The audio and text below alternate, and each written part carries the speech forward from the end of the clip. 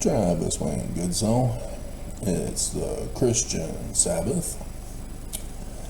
And so, as has been the pattern, I'm getting cyber terrorized with the freezing of the camera. So the first one already struck. And so we'll see how the rest of this goes. If you are a criminal terrorist committing crime to protect the Church of Jesus Christ of Latter-day Saints, it means that the Church of Jesus Christ is not true. Because if it were true, you knew that you don't have to commit crimes to protect it. Because it's true. It's not helpless and defenseless and needs you, big strong man, to bully and threaten and beat up other people to prove it's true. Yeah, I've had some bad experiences in the singles wars.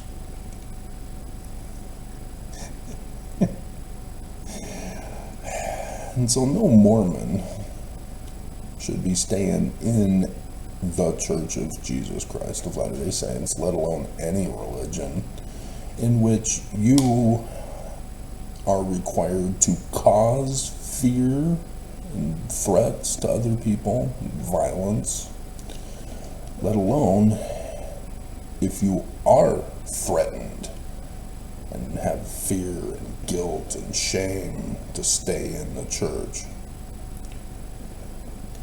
And that's automatic disqualification for being the one and only one true church. And it should be easy and obvious to understand, but Mormons can't, because they're bad. They want to be bad, make bad look so good.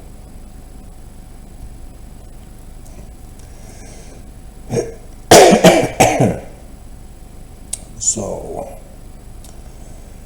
there are many things that we as Mormons, being born and raised in the church, are afraid of to perform out of fear that we'll be kicked out of the church and thus be shamed among our peers in the church and our family, and the disgrace that they'll feel about wicked us.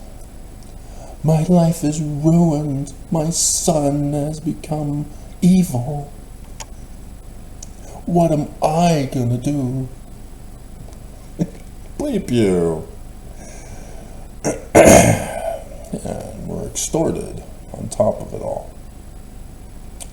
We're threatened to obey, threatened to stay, and we're threatened to pay. Obey, stay, and pay. Hilarious. I just came up with that. And so, when Mormons who obey the church, stay in the church, they are not allowed to study. Can't study the scriptures because you'll become an apostate and you'll leave the church. Huh? What? But the scriptures are true. Yeah. But don't study them. You'll look beyond the mark. Deep doctrine. You'll become an apostate. You'll worship Lucifer. I thought Lucifer's plan was causing fear and trembling in other people, threatening them to obey you, threatening to pay you. I thought that was Lucifer's plan. Cover up and hide. Yeah, things are just so obvious. And so, giving up your underwear is a difficult thing for Mormons because they have trouble severing everything of the church because they don't know where to turn to. And apparently they forgot about the Book of Mormon. They forgot about the story of the Zoramites. they were kicked out on the Sabbath day from worshiping at the Ramiyamtum because of their poverty.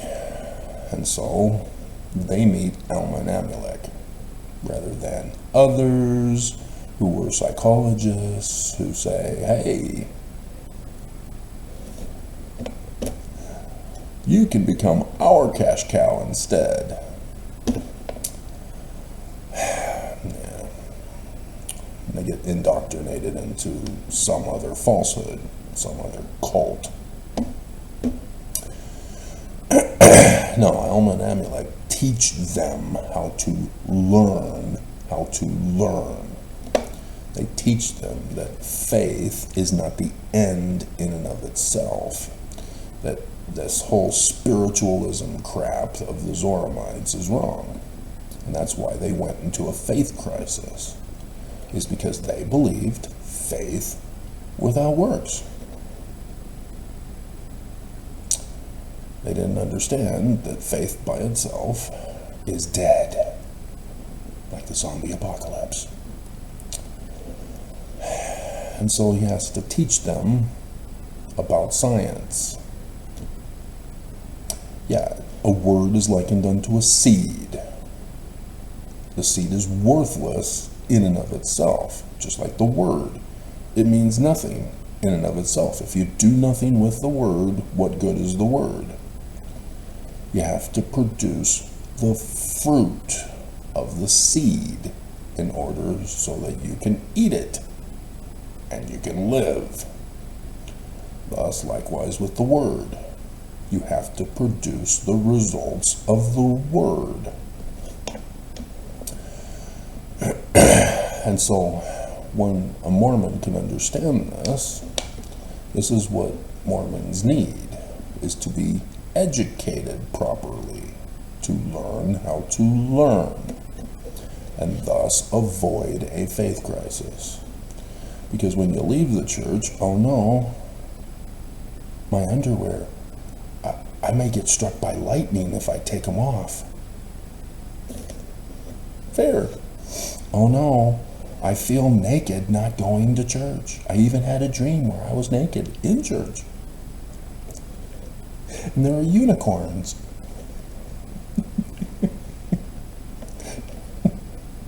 If you don't follow me, you don't catch on. So, don't worry about it. Don't worry if you don't know about the unicorn. If you don't know about the 3 seashells, that's okay.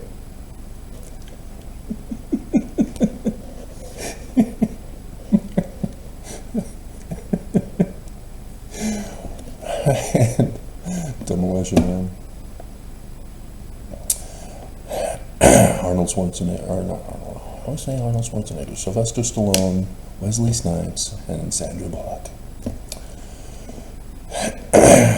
But paying of tithing, yeah, wow, you just got yourself a huge raise. Now, I think it's a little easier for Mormons to handle.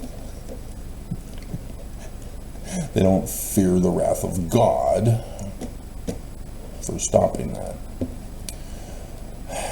And so, yeah, there's a number of things that we as Mormons have been conditioned, groomed to stay in the church with. You know, the hymns, for example. Oh, I feel good when I listen to the hymns. Oh, the church can't be all bad. Yeah, they can. The hymns, likewise. False doctrine. Remember? Word. You never put the word in the hymns to the test to produce the results to find out if they're true or not. And Christians don't understand this, as they know about Constantine, and yet they don't understand Constantine. Constantine created Christianity, and Christians can't come to grips with that, because in the first creed, Constantine says we are now replacing the Jewish scriptures, we're making them Christian, we're doing away with prophecy and revelation of the latter days, we are now saying they are literal history. and thus why Christians believe that Jesus is real during the Roman period time. And that's a hard thing for Mormons to even come to grips with, because the Book of Mormon is Jewish. It's not Christian. Joseph Smith, not Christian. Hello, First Vision, what did you think he was talking about? Oh no, I'm confused. He says the name of the church was the Church of Jesus Christ of Latter-day Saints, and Jesus is right there in the center of the name. And it's in the Book of Mormon, and in the Doctrine and Covenants. Oh no, what do we do? Again, Christianity was not created until Constantine, which means the whole Bible was written before Christianity. Jesus is a Jewish word. It's a Jewish name. And once you understand prophecy and revelation, you understand that the name has meaning, baby name meaning. And the author is specifically using the baby name meaning for the prophecy and revelation. But until you get rid of all of Christianity indoctrination, you're never going to understand the Bible correctly. You're going to think that Jesus is coming any day now, going to smite the other wicked people, not you, and then overthrow the government and establish Trump as King of Kings and Lord of Lords.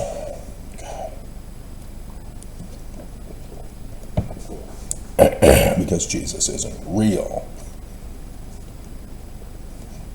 He's a musion, the first creed. Not real. And so you have to create spiritualism. That's just unbelievable. A Christian came to my channel to claim that Mormons created spiritualism.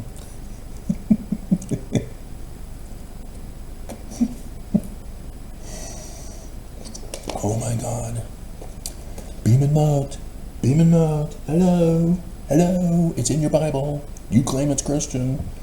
You still understand it. And yet, there you did. You pulled it.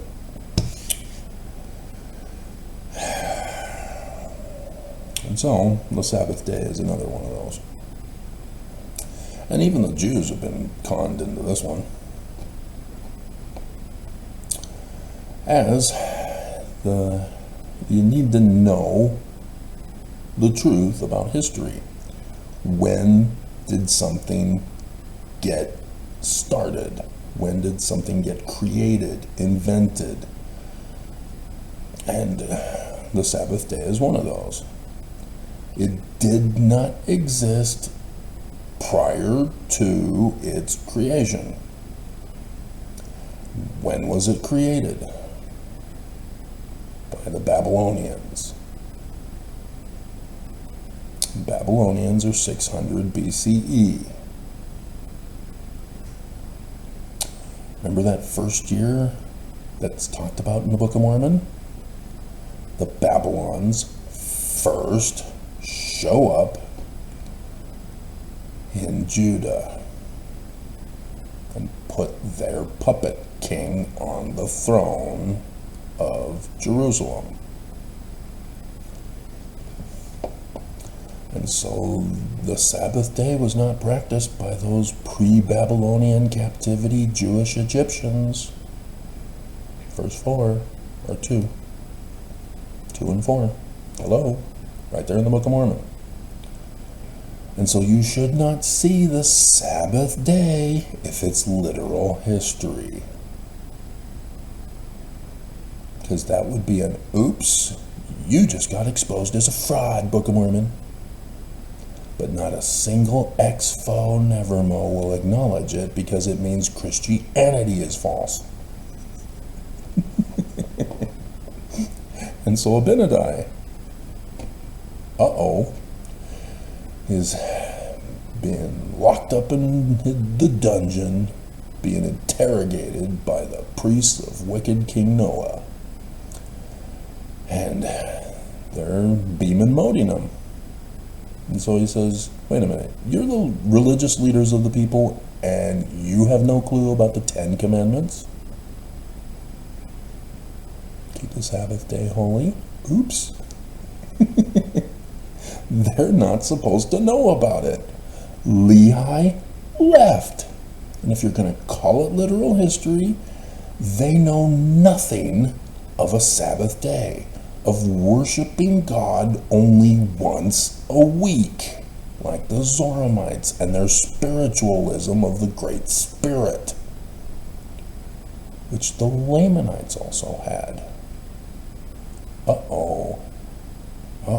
Mormons are getting uncomfortable. They're putting thumbs down because they can't logically defend the church because they were taught not to study. And they want to protect their little faith bubbles from a faith crisis of bursting.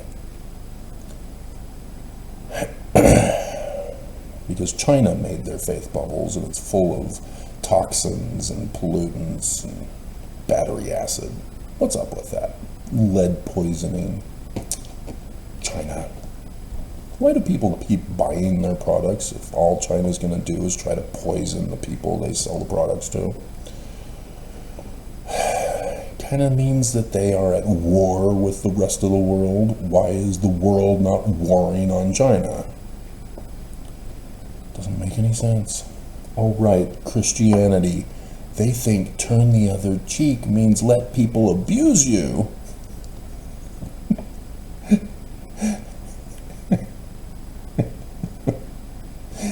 Even in seminary and an institute in the Church of Jesus Christ of Latter-day Saints, teachers were smart enough to tell us that that's not what it means. It has to do with the law of the Jews during the Roman period of time when the scriptures were written.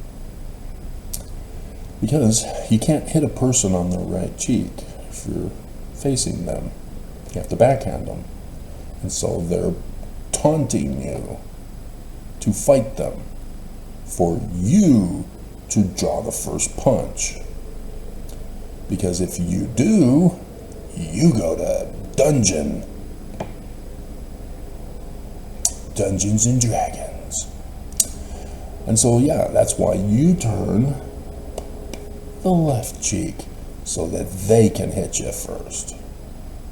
And then they go to dungeon. Real simple. If you just thought about it and didn't trust your spiritual leaders who have been lying to you. Because you did not put their word to the test. You'll know them by their fruits. You know that scripture. It comes after judge not. You can't judge me, but your fruits are the way I judge you. No, that's for false prophets, not me. Not true. Whatever. And so, whenever you see Sabbath for a day of rest associated with the number 7, you know that it's a Babylonian influence. And thus, the author is post-Babylonian captivity. It cannot be written beforehand. Thus, the book of Genesis, the book of Exodus, the book of Deuteronomy are also post-Babylonian documents. Any Old Testament, as defined by the Christian Church of Constantine,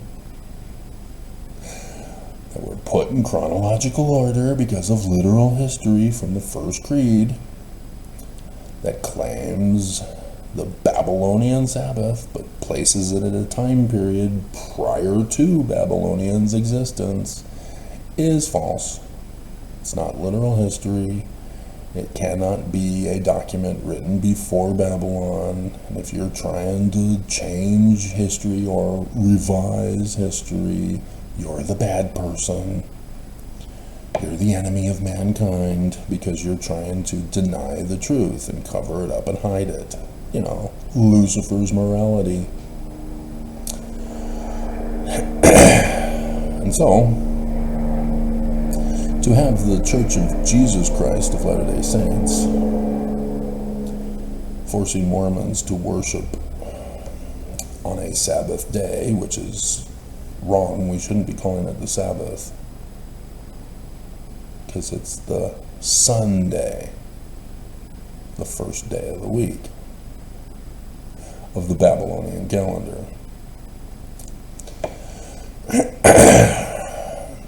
And so they're still using Sabbath. This is the replacement theology of Christianity on the Jews, created by Constantine, is that you just make up new definitions for words. You can't do that. Today is not the Sabbath day because it's not the seventh day of the week. It's the first day of the week. So you got to come up with another name for it. The Sabbath day technically was yesterday. That's too complicated for people, I guess. So,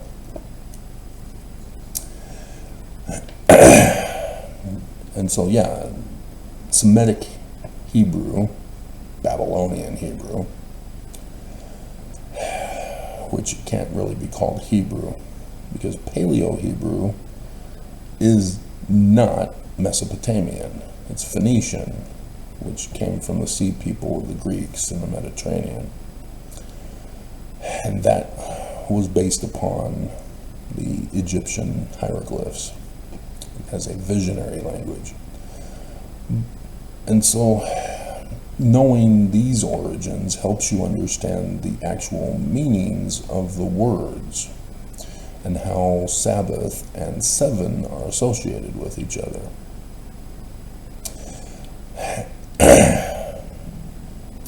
Because Sabbath contains the first two letters, but the last letter in both seven and Sabbath are different. And so as you read Genesis chapter 2, verse 2, on the Saboa, I can't do the gutturals, so excuse me on that one. It's the sun symbol in Paleo-Hebrew. Or if you're going to use Aramaic script, it's the arm outstretched to give. And if you are unclear as to what that means, there is a hieroglyph in Egyptian for it, but also it's used for the sun during Akhenaten's time, where he had the Aten disk of the sun with the arms hanging out from it. That's the difference between the Aramaic versus the Paleo-Hebrew script, visionary languages. And so, yeah, that's one of the many projects I have,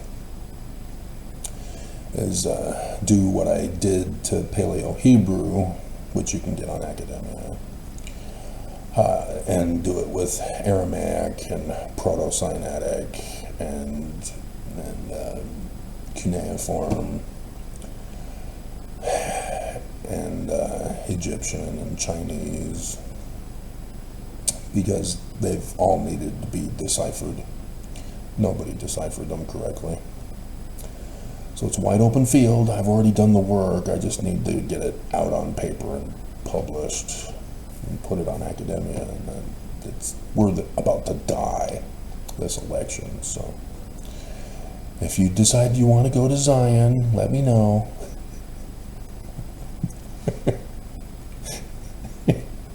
Kind of need women. Zion of women. ZZ Top goes religious. And so seventh is Sabaoth, using Babylonian phonemes.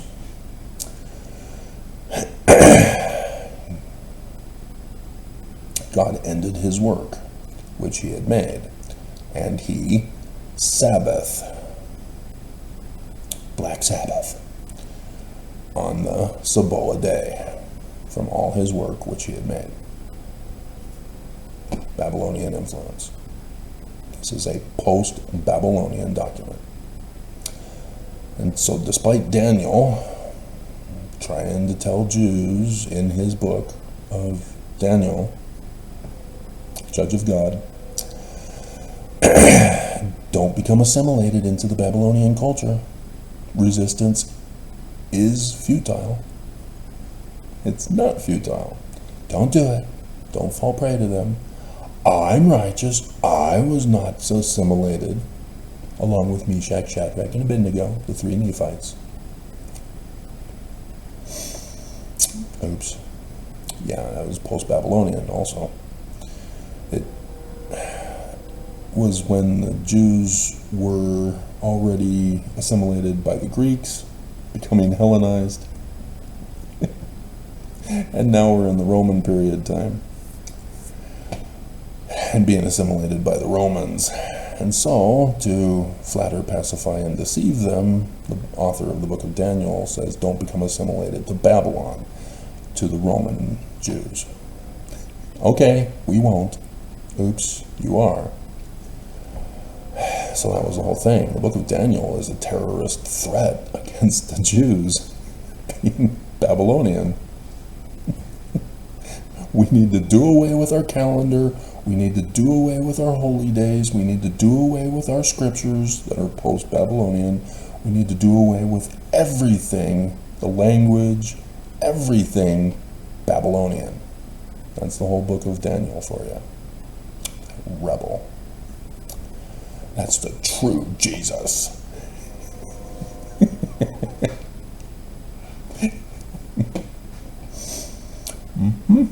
It's trying to get you to go back to the pre-Babylonian captivity Jews who were Egyptian. Okay, and so keep the Sabbath is that rested word in Exodus and Deuteronomy. And so,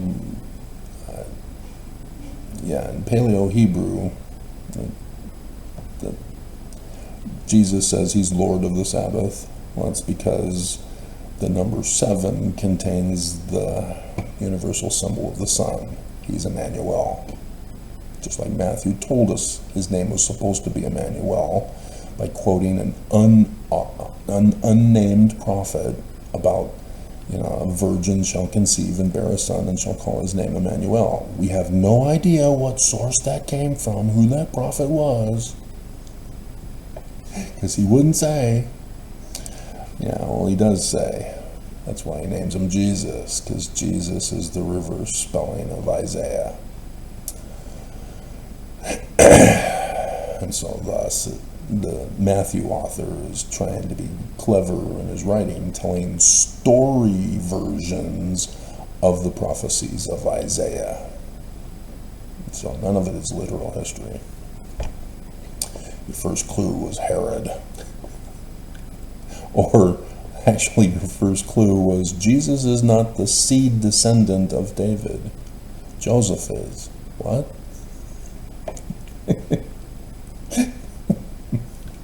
How is that supposed to work?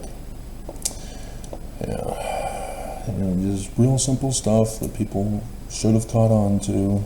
They don't have to know big words like anachronism to understand the linguistics behind documents from the past.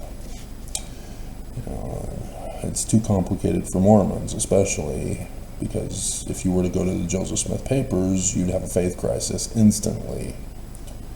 You'd learn that this church is false and is the great and abominable church. Oh no, what do I do?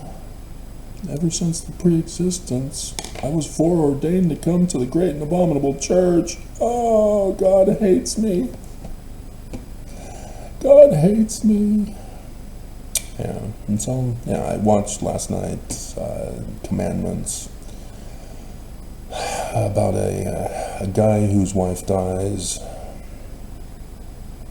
drowns in the ocean beach, and he's just devastated. He wants to die, and God won't kill him. And so he's mad at God for not killing him, and so he wants to purposely break every single one of the 10 Commandments. And so his sister-in-law takes him in during this time, and his brother-in-law is a real loser, as he would confess to the guy that he had cheated with his wife.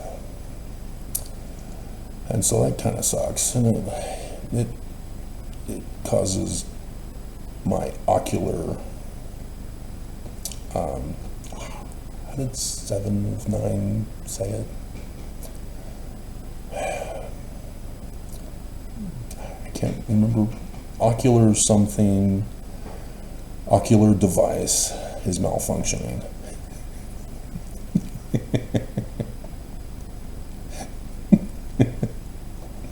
Because it hits home for me.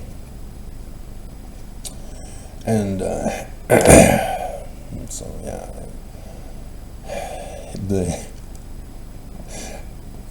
And having already gone to the University of Lethbridge and learning about logic and understanding that Christianity can't be true, I caught on when he was dishonoring his father and mother at the Jewish synagogue, talking about the problem of evil. For the Jewish God? No, that's the Christian God. Wrong God.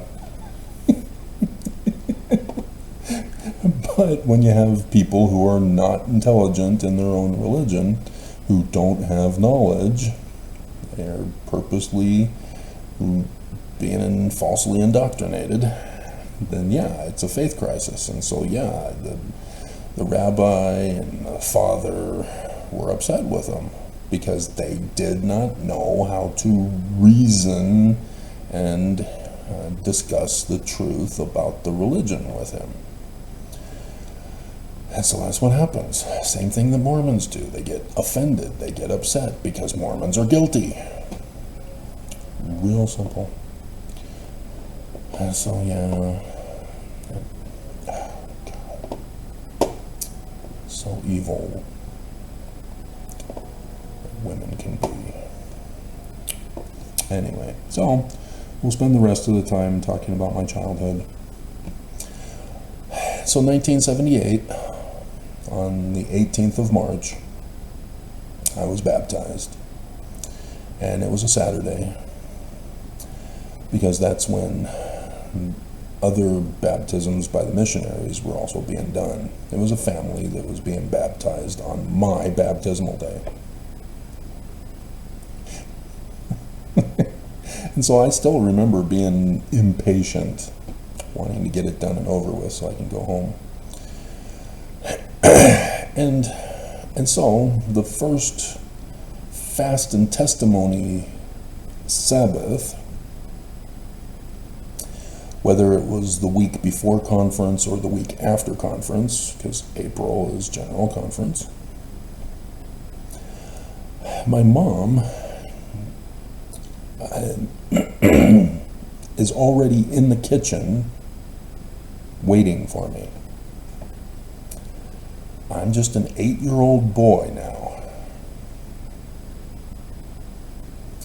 And I go into the kitchen to have breakfast as normal.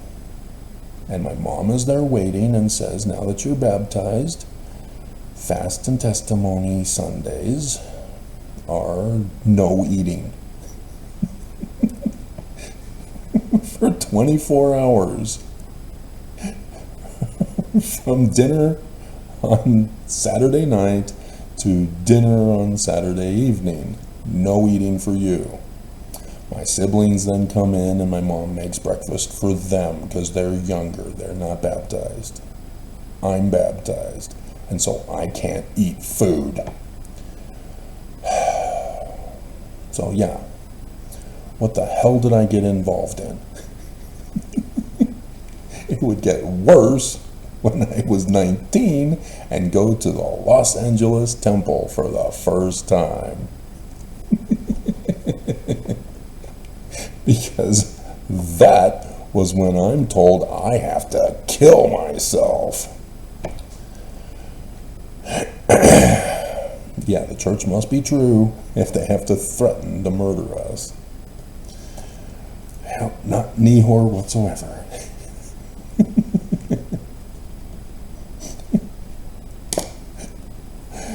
So yeah, that was my Sabbath experience as a Mormon boy. And so yes, many a time, because I am not conditioned, because I'm conditioned, oh, morning, breakfast.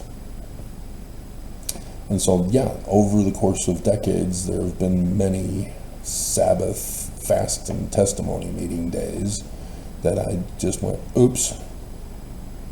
And so because of the frequency of failure, I learned rather quickly that violating the Sabbath day is not going to strike me down by God. But it makes a great joke when Nephi talks about his sins. What, you had a snowflake on fast and testimony Sabbath? Oh no, Nephi, you're so wicked. I don't think we can believe you anymore. I'm not going to read the Book of Mormon because it's sinner's book. And so yeah, same thing with paying tithing, but that doesn't have to do with the Sabbath. Here I am, an 8-year-old boy. It's a Saturday. And it would have been the following week when my parents decided, let's teach our son to pay the extortion ransom to Jesus. Pay Jesus back for his atonement, or you'll break our kneecaps. And so they started giving me a kind of generous allowance because of that, so that I would give more to the church in tithing as an 8-year-old boy. Yeah, that's not child slave labor whatsoever, is it? And so yeah, I remember they bought me the piggy bank box with the 3 sections, one for savings, one for mission, one for tithing. Well, what about for fun? What about going to the 7-Eleven, playing an arcade game, buying the chalky candy cigarettes? What about that money? Nope, denied.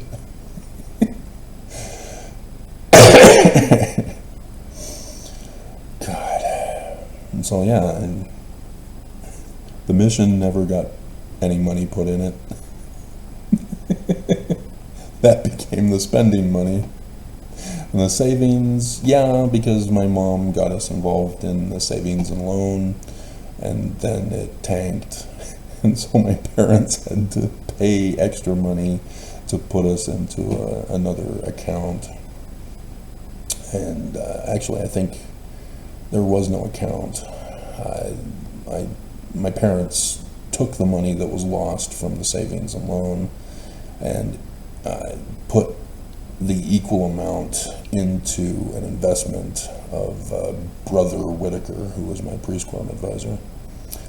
And so I never knew anything about it. I didn't even know that the savings and loan had went bust. I remember watching It's a Wonderful Life and knowing that the banks are the big bad bankers against the savings and loan, which I thought I still had. That the big bad bankers didn't actually, And so, yeah, when I had gotten home from my mission, was getting married, my parents then say, yeah, we invested your money with Brother Whitaker in his stock investment and firm, and so you've got $200. Well, that's how much money I had from the savings and loan that I lost. So I didn't make any money from Brother Whitaker's investments. But anyway, it was $200. $200 is $200. So, God. Anyway, so that's it. About 41 minutes, and they left me alone. Just that first time and at the beginning, because I didn't start speaking. So, alrighty. I mean, seriously, you're going to go to church. The church is obviously false, and yet you're still afraid that if you don't go to church, the church is going to punish you? Well, yeah, they will.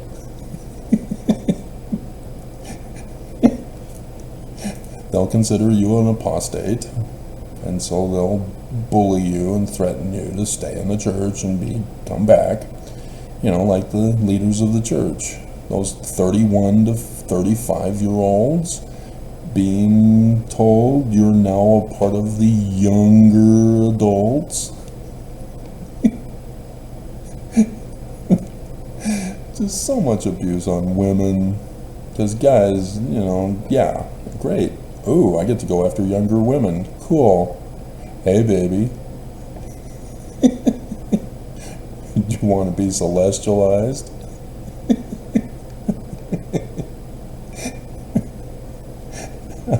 I'm a divorced loser who never got married, who was rejected numerous times by lots of women.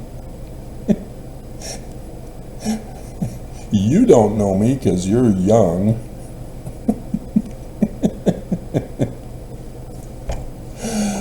Oh my God, Nightmare City. So glad I'm no longer in the singles wards. But yeah, the church is purposely trying to pull the wool over your eyes because it's the 31 to 35-year-olds that are the major group that are leaving the church. And so thus trying to activate them by including them back into Institute. If you can't see the con through the con men, you deserve to be conned, I guess. Because that's the only way you're going to figure out that you've been conned, is to get conned. And so, yeah, I can keep on going. The elderly in Utah are the most vulnerable to scams. FBI has to come out every year and warn Utah elderly about the scams that are coming out, and don't get scammed, and they get scammed. They lose thousands of dollars to these scam artists. And so then once the elderly is scammed, then they go, oh crap, now they have knowledge about how a scam works because they were the victim of it. That's all they know is that one type of scam. And so now they're the expert on that one type of scam. And so they get up at Fast and Testimony meeting and say, I'd like to bear my testimony that I know this church is true because I got scammed.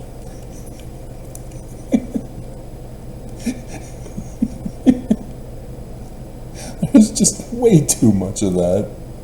It is not an AA meeting.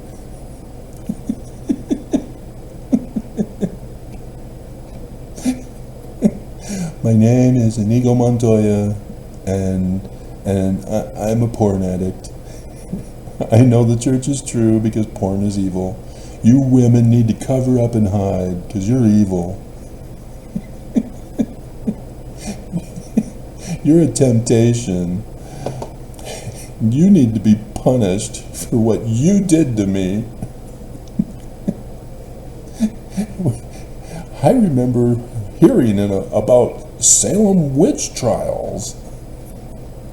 We need to bring those back. That Spanish Inquisition, they were on to something. Oh my hell. No, they weren't. Leave them alone. They're women. They're supposed to be attractive. You know, Genesis chapter 1. Instead, you want to follow Lucifer. I know Lucifer's plan of happiness for me, that women are evil, is true. And I want everybody to see that I'm giving my tithing to the bishop. I am loyal to the church, and I am paying Jesus' atonement back, one paycheck at a time.